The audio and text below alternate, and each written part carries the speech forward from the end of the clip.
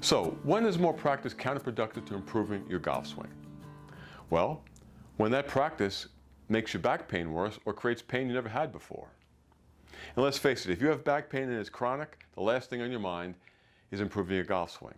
And believe me, I know, because I dealt with chronic lower back pain and all I was worried about was getting rid of the pain. Now, when it comes to back pain, there's no such thing as non-specific pain. There's always a root cause, and the pain always has trigger movements. For many golfers, the root cause of their pain is disc damage, and unfortunately, one of the trigger movements is the golf swing. That's because the golf swing is exactly what the spine doesn't want to do. It doesn't want to rotate at high speeds under compressive and shearing forces while the discs are in compromised positions. Positions that make the disc less effective at buffering force and when repeated leads to damage. You know, it's not just one golf swing that gets you, it's repeating that swing over and over again. So the key to healing is to remove the triggers of the pain and address the root causes. Now, for golfers with disc damage, unfortunately, one of the root causes is that disc in compromised positions when you're swinging a golf club. So, one of the trigger movements is the golf swing. So the first step in reducing the pain and getting back to health is, unfortunately, putting the golf clubs down for a while and addressing the root cause of the pain. You have to understand why accumulating swings year after year, round after round, practice session after practice session, with your spine and discs in compromised positions can only lead to more pain and injury.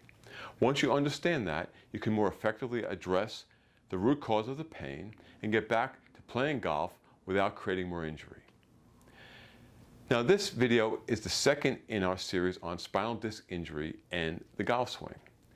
In the first video, in part 1, we talked about the components of the disc.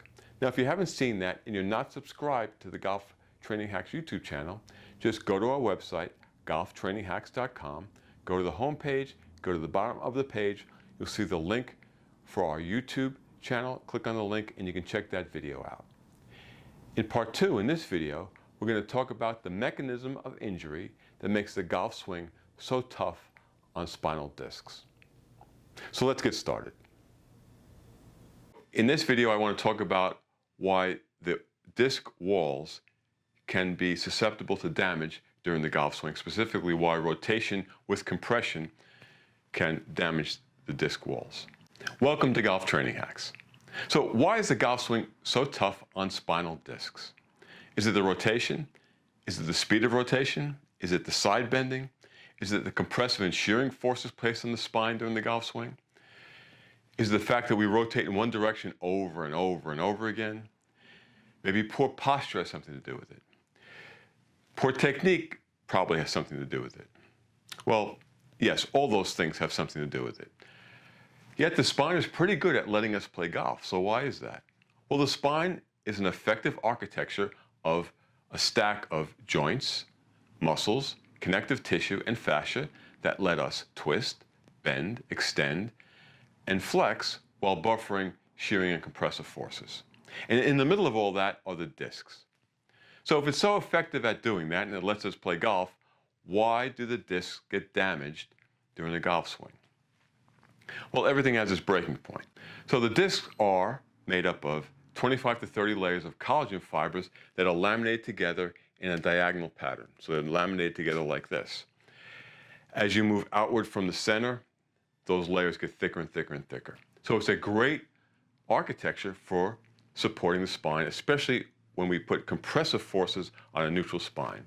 When you compress a neutral spine, the gel inside the discs pressurizes and pushes outward evenly, and that stiffens that diagonal lamination of the walls, and that makes it really effective at stabilizing and supporting compression of a neutral spine. And neutral spine is very important. We'll get to that in a few minutes. Rotation. What happens in rotation? It's very effective at supporting rotation too, because when you twist or rotate in one direction, half of that collagen wall lamination will stretch and stiffen. But the other half of those collagen layers relax a little bit.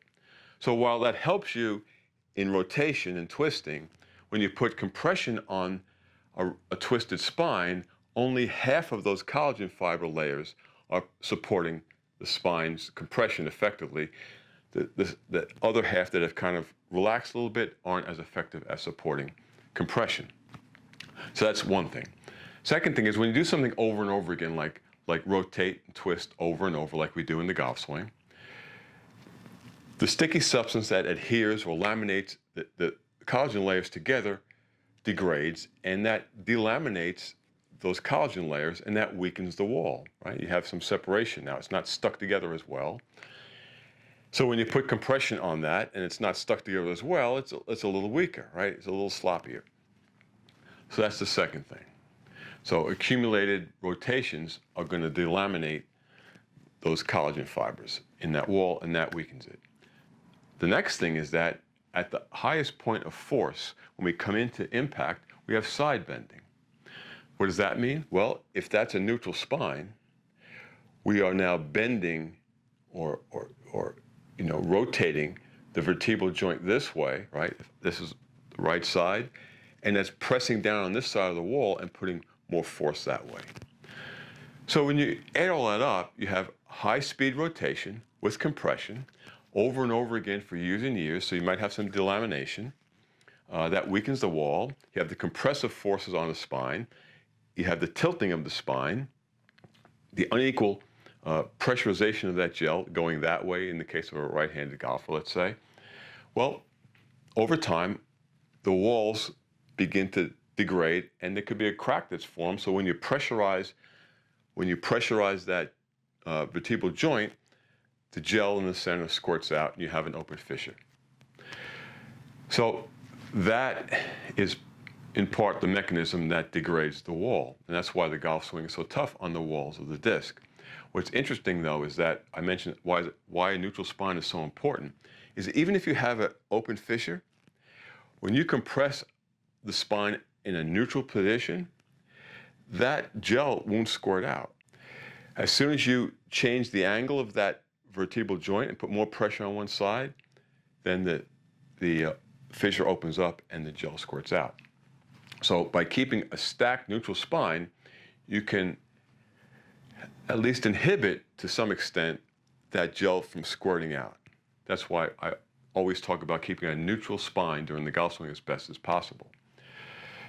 So you add all those things up. Now, if you don't have a neutral spine, let's see what happens. Okay, so we've been golfing for years.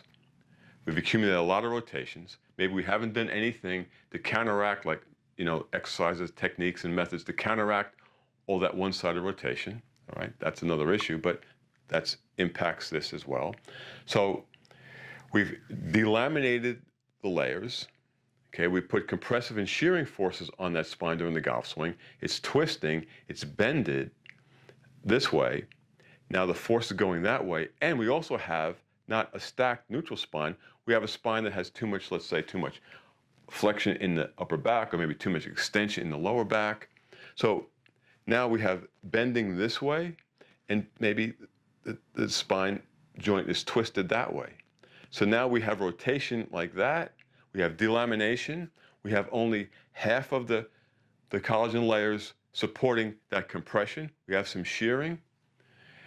And what happens is, over time, that degrades the wall, and we have the open fissure, and the gel pressurizes out, and we get that pain. So, the golf swing is an injury waiting to happen even under the best of circumstances. That's with great technique, that nice, easy, fluid swing, and no pre-existing issues that could compromise your spinal position and your spine's ability to buffer that force.